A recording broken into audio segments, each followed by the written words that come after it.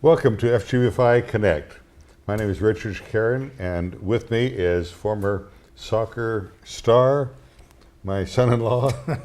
I don't know about star. Terrence Rose. I didn't shine too bright at times. Hi, Terry. Good to be here. And where were you playing? I played in Britain, primarily, in England. Yeah, for quite a while too, didn't you? Yeah, you start, I signed schoolboy forms when I was 10 years old, so you play all through the representative, and for the comparable would be for the state and then for the country and so on. Yeah, I was deeply involved in it. It was my life. Good. Well, we'll get into your most exciting times in that in a moment. Yeah. I see you're still altogether intact. Yeah, well, I don't know about that. Several surgeries, a lot of injuries, and some strange behavior that followed, so it's questionable sometimes. Sure. Well, I'll give you a report for the day. We just got back from Africa, my wife and I, and what a wonderful time with our people over there. On stage with me was a king. He was the king of that region there, and I had my nice FGBMFI pin on, and so I said, well, I want to give you a gift. And I took my pin off and I pinned him, put my pin on the king. And he was so happy, almost cried. He was so happy, telling me how much he appreciated that. And the impact that it had on him made me realize that in his position, maybe people are asking him for something, but not necessarily giving something. And when you take that kindness and give a little bit of your life, a little bit of your story, a little bit of helps, it's amazing. It's amazing the reaction you'll get. On a previous trip, I was with another king in that same area, and now this one was had graduated out of Harvard, and a very sharp man. And he sat there, and we were in kind of an old building, like was built in the colonial era, and a room that wasn't too large, and we were along the two narrow sides and the back, and there's an elevated area, and the king was sitting up there. and then somebody said, well, Richard, would you say something? So then I spoke for a while, and then the king spoke, and he said, when Mr. Shakarian spoke, I feel the Spirit of God. Wow. What a recommendation. They have a lot of witchcraft and other things, so spiritually they're quite sensitive. And he said, oh, you can have anything that you need here of our facilities. We'll be glad for you to have it, and I'll be glad to come to any of your meetings. And what a wonderful opportunity to reach kings. In Nigeria, we have a chapter full of kings, tribal kings. And whether they are kings or presidents or some road worker or one of the little ladies, whatever, that the love of God is great enough to reach every one of us. And today, you can receive a touch from God and receive the answer to your own need. So thank you for being with us. Now, Terry, let's talk about you for a while. Okay. Okay. Where would you like to start? Well, South Africa or England or where? Well, I started in England. Both my parents were British from Scottish and Irish extraction, but they were in business and they were quite successful. In those days, nobody believed in debt, nobody borrowed, everybody paid cash for everything, so that was a different world back then. But they were good in their management and stewardship of money, which is a great asset for me as I was getting into business. And my father kind of staked me to a little business venture when I was very young, about, 12 or 13 years old. And I developed that and did very well with it. And at the same time, I was playing my football, we call it. That's where you actually use your foot with the ball, as opposed to in the NFL. So that's football. That's football. Football, where you actually use your feet. Yes. We call it soccer over here. That's it, soccer. But the real name is football. It's football. Yeah. Okay. So I played football and did very well, and at every representative level and all the rest of it, and then went into into the professional teams, into professional leagues, and eventually into coaching. I was the youngest at that time, the youngest ever professional coach in the British game, and I coached several sides. I became a manager, I became a general manager. I went right through all that system, and at the same time running business, because I had a business acumen that I thrived in. I loved it. I enjoyed it. I liked making money. I didn't see it was a really bad thing, because you need to spend it every day. So the two went together. The problem was, as I was living this, as I was doing this, that my social life was a little overzestful. I was always kind of excessive. When I played soccer, I was a pretty violent guy. I was very aggressive. They used to put me on what they call man-to-man marking. That's their best player, go get him. I would get him. In fact, one time I overheard a rival coach saying to one of their players, "This guy will follow you all over the place. Even if you go to the restroom, he'll go with you." So I had a reputation that I was tenacious and aggressive, and it got me quite a few injuries, and it got me into trouble. And somehow, you know, the crowd in the ground kind of stoked that problem, and then you go out at night and people know you and they stoke the problem. So before you know where you are, you're living the problem. And then you add alcohol to it, and it's a volcano just waiting to erupt. So doing well in business, wanted to buy myself a Rolls-Royce motor car. I did when I was 19 years old, drove it out the showroom, wanted to do that, did it. Paid cash for it. Paid cash. Couldn't afford the gas to get out, but I made it. Anyway, and then with the football, I had injuries that slowed me down a little bit, but it was going okay. Injuries slowed me down a little bit there, but I got the business. But my social life was becoming a little bit out of control. But I was making money. So if the club or the bar that I was frequenting at the time were a little bothered by my behavior, I had a solution. I bought my own bar. So that way, no matter who wants to throw me out, they can't throw me out. I got my own place. So that's what I did eventually. I bought my own club, my own bar, and I could drink when I liked and do what I liked. And it was amazing, because people used to flood into that place, pack it out. They'd be patting me on the back, and they said one night distinctly, I remember a group of people saying to me, you know, if only we could be you. If I had a wish, it would be that I was you, because everything in that club, everything from wall to wall, was under my control. Whatever I needed or wanted, I'd got it right there. And that same night, I went up to my office, and I sat there. There was a mirror in front of the desk, and I looked in the mirror, and I looked there, and I thought, they want to be me, and I don't want to be me. Mm.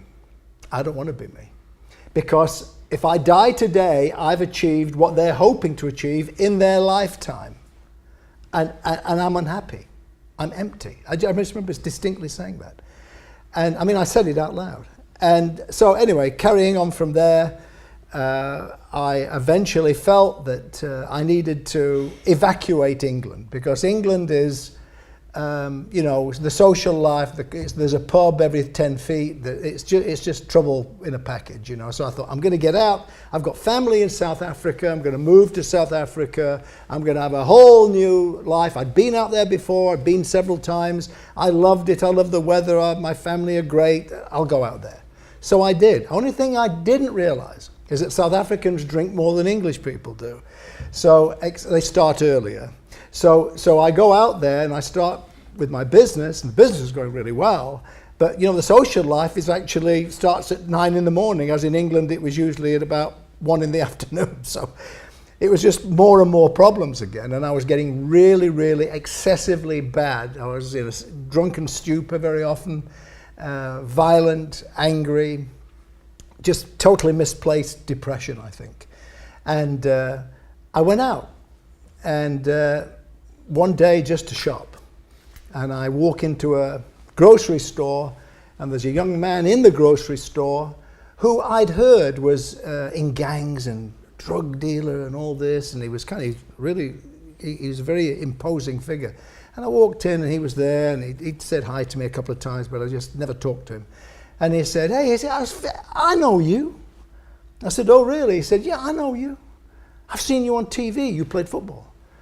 I said, well, yeah. I said, yeah, oh, great, yes, yeah. I watched the game the other day. I watched it, yeah, and okay, great. And as he's talking to me, he was reading like this. He's saying, yeah, you're football. And I said, what are you reading? He said, the Bible. That is not what I wanted to hear or expected to hear. And I was offended when I heard it. Because I'd come to a place that I'd done so many things that were unacceptable in society, really. I don't even talk about them, but so bad that I had to get to a place, in my mind at least, there is no God. There's no God. Because if there is a God, there's a heaven. And if there's a heaven, there's a hell. And if there's a hell, I'm in trouble. So there's no God. So when he said Bible, no, he said, I could pray for you. I said, no, you cannot. Don't you touch me. Don't you. He said, I just want to pray for you. I said, no. He said, you need to come to this church. This thing starts going on. I said, that's okay. I'll go shop somewhere else. Do you know that the next Saturday, I was out with my friends and we were out somewhere, I can't even remember where it was, but we were having a big time, and I distinctly remember that I, as usual, was creating havoc, and I was kind of dancing on top of a table and just being the normal foolish self. The Sunday, the next day, that morning, I end up in church. I know this sounds crazy. Was it that same church he was talking about? Yeah. You ended up there? Yeah. I know people that are watching this would say, oh, I don't believe you didn't know this. I can only say that the grace of God is not just something out there. It is a work of God in your life from the time you're born onwards, for one day for you to realize what that grace means. And I found myself in a sanctuary. Well, it was a warehouse converted because it was a new church, and that's the way they did it there. And I was in there, and the music bothered me because it was too bouncy. That's not religious enough for me. Not that I was religious, but I just was shocked by it. I was shocked. I was stunned. People were smiling in church. Can you believe this? People were actually smiling, enjoying themselves in church. This is wrong. Something's wrong. This is obviously a cult. It's obviously we're going to drink blood later on. I mean, this is just not the right place to be. I don't need to be here. And I made the decision. This is absolutely, I tell you, this is the truth. I made the decision on several different moments, several occasions. I'm leaving. I didn't leave. I'm leaving. After this next song, I'm leaving. I didn't leave. After he finishes, I'm leaving. I never left. And I went right through it, and then he said something that took my heart. He told the story of the prodigal son. And the truth was that I felt that I had gone so far away from God that there was no way back to God. In other words, I felt I was unforgivable. And when he said, the Father wants you to come home. He wants to put a ring on your finger and sandals on your feet and a cloak on you and welcome you home and kill the fatted calf and feast with you. And that just, I'm goosebumps now. That just took my heart. And I went forward when he gave the invitation and I prayed. And that's how I received Christ. And I left there on air. I've told that many people through the years that the only explanation I have, because you understand I've never read a Bible, I have no clue what's going on here. And it wasn't like it was explained either. But what I did do was that I left feeling as though something had lifted off me, as though a burden, a yoke. I was a slave to sin. A slave, a very willing slave, a very committed slave. The devil had somebody he could rely on with me. You want to go cause problems in there? I'll cause problems in there. And I left just feeling something left me. And the next day, still don't have a Bible. But I decided, I've got to tell people about this. I was driving to the office, and I was driving by a shopping centre. I'm driving along, and I had to pull in. I pulled into the shopping centre, didn't go to the office, didn't go the whole day. I pulled in the shopping centre, and I'm walking around. I've got to tell somebody what happened to me yesterday. How do I do this? And then I saw a couple in a store with a Bible behind the counter, and you could see the man and wife were arguing. You could see they're having a dispute. I thought, that's it, that's all I need. So I walked in, woman this side of the counter, man and wife arguing. I said, excuse me, you've got to stop this arguing right now. I don't know what you're arguing about. I don't know what the problem is, but I do know Jesus is the answer. Don't talk to me, don't ask me any questions.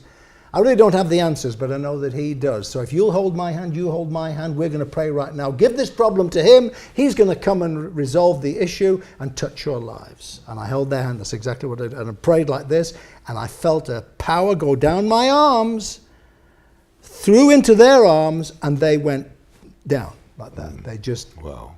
Yeah. And they were broken, both of them, weeping and this and that. And as I'm like this, then this woman here said, will you pray for me, please? Yes. She starts to tell me this story. I said, please don't tell me a story. All I'm going to do is pray for you. Well, I don't know what the issue is, but he does. He knows everything. There's nothing he doesn't know. So he knows what the problem is, but we're just going to give it to him. That's what we're going to do right now. Prayed for her. Anyway, let me cut the story down. For some reason, people kept walking in that store, and I kept praying for people, and this kept going on. The whole week, I've got this phenomenal experience every day, everywhere I went, praying for people. I'd go to a supermarket, I'd get a can of beans, and I'd wait in line with my can of beans. And as the woman would be there checking people out like that, it'd be my turn to put the can of beans down like that. She'd grab the can of beans, and I would grab her arm, and I'd say, I don't know what your problems are, but this I know. You need prayer. And I'm going to pray for you right now. I'm going to pray for you in the name of Jesus. You just told that there. And they start to cry. Like that. Well, the next Saturday night came, and I'm going to meet all my friends and tell them all this. It's going to be the best Saturday night of my life. All my friends, guys I played football with, guys I'm in business with, socially, everything. We're going to gather. So we go to a Spanish restaurant. The owner is a friend, Spanish guy. We go to a Spanish restaurant, and we're there, and as we go in, we sit down, and the first thing they do is pour me a big glass of whiskey, because I used to drink whiskey. And I said, no, I don't want that. These are the same people that were with me the Saturday before when I was jumping on the tables. As I was jumping on the tables, it's fine. So I said, I don't want the whiskey. They say, what's wrong with you? There's nothing wrong with me on the table, but there's something wrong with me when I don't want to get drunk. You see, it's funny, eh? So I said, I don't want to drink that. So I want to tell them all what happened. So I said, well, I went, and this is what happened to me. And they went, whoa, out their mouth. Nothing but hostility, anger towards me. So my friend whispers to me, he says, listen, just drink wine. Jesus turned water into wine. Just drink wine, you know. I said, okay, I don't drink wine. He said, just drink wine. He gave me a glass of wine, and the excessive me came in again. And so by 6 in the morning, I've drunk several bottles of wine. I am back on the table again. With the owner, he's the bull, I'm the matador. We're charging up and down the tables, back to the foolishness. And then I start to drive away from there, totally out of my head. And I think, it's church. It's time to go to first service. And there I say it, just the way I felt. I believe everything. The last week has been the greatest week of my life. What happened to me, it should happen to every person. This is what everybody needs, to give your life, to submit your life to God, to let him take it over. Receive the forgiveness, move on with a new life. But I cannot make this. I just cannot make it. I'm a drunk. I'm alcoholic. I can't kind of make that next step. I'll never deny it. I'll never not be full of support for all the people that do this, but I can't do it. So I'm driving, and lo and behold, just what happened the week before, I end up in the church parking lot again. And I walk in there, and now I can't speak properly, I can't think properly, my head is fuzzy, bleary-eyed, the whole thing. The pastor gets up, he starts to speak, and he says, whoa, he said, the Holy Spirit's in this place, but some people are full of the wrong spirit. And he points and right to me. And he comes down off the podium, and he walks all the way to the back, and he prays for me.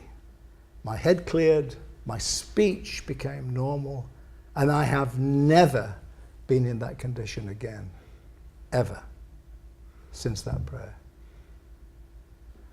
So I say this, I found grace one week. I saw grace work for other people too, just by having the courage to tell them. I like what Winston Churchill said. Winston Churchill, I like a lot of things he said, but one thing he said sticks out here. He said,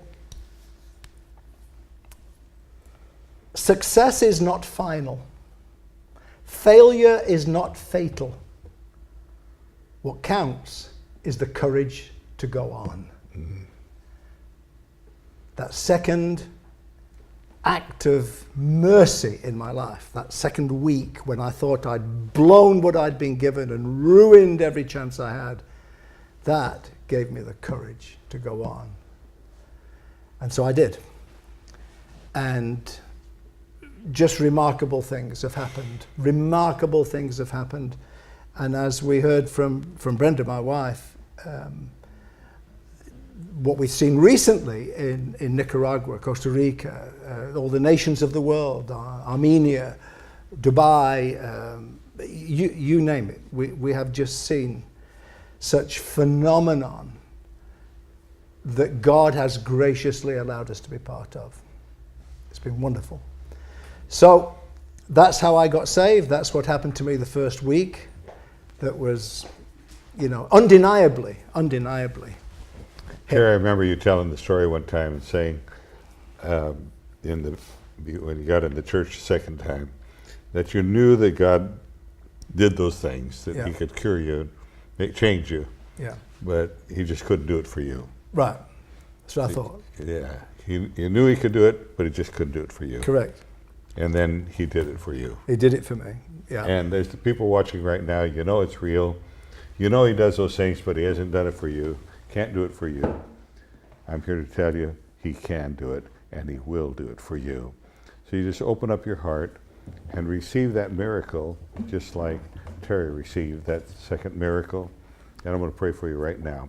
Lord Jesus, we receive that miracle for each one that desires that miracle.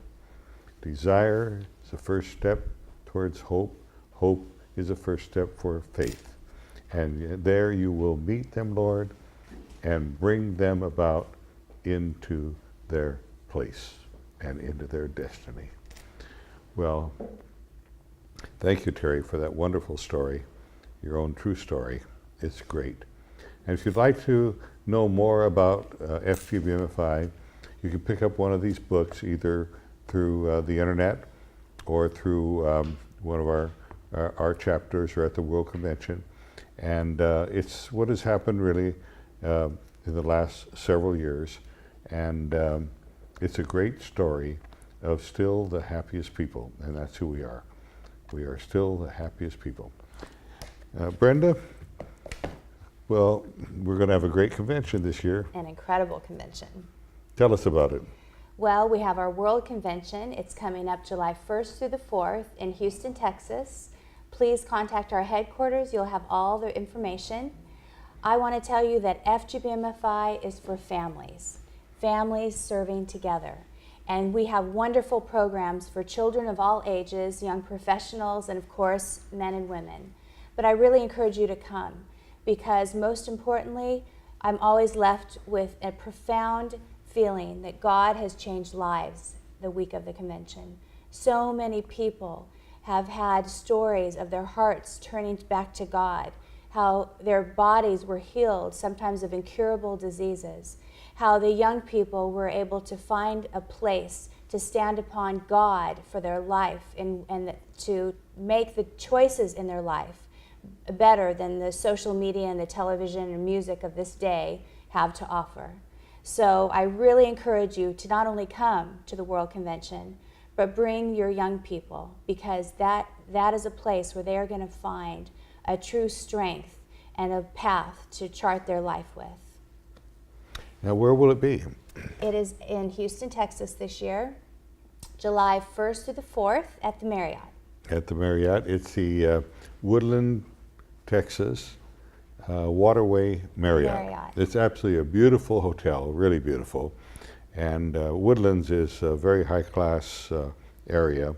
You're going to really enjoy it. It's about 15 or 20-minute ride north of the Houston airport.